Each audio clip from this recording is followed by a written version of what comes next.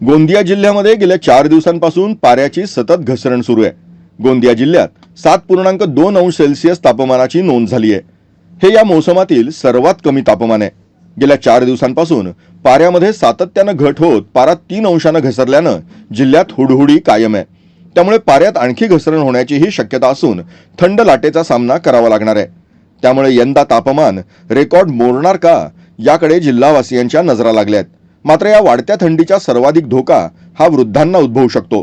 त्यामुळे वयोवृद्धांनी गरम कपड्यांचा जास्तीत जास्त वापर करावा आणि आवश्यक काम असल्याचं सकाळी आणि सायंकाळी बाहेर निघावं असं आवाहन प्रशासनाद्वारे करण्यात आलंय।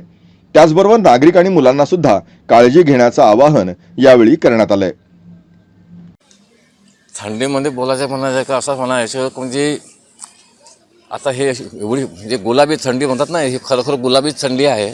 मागील 5-6 दिवसापासून गोंदिया जिल्ह्यामध्ये थंडीचं प्रमाण एवढा वाढला आहे की म्हणजे तापमानामध्ये घट भरपूर झाली आहे। त्याच्यामुळे थंडी प्रमाण वाढले आहे आणि त्यामुळे दिवसभर लोक अंगामध्ये गरम कपडे घालूनच म्हणजे त्यांना राहावं लागत आहे।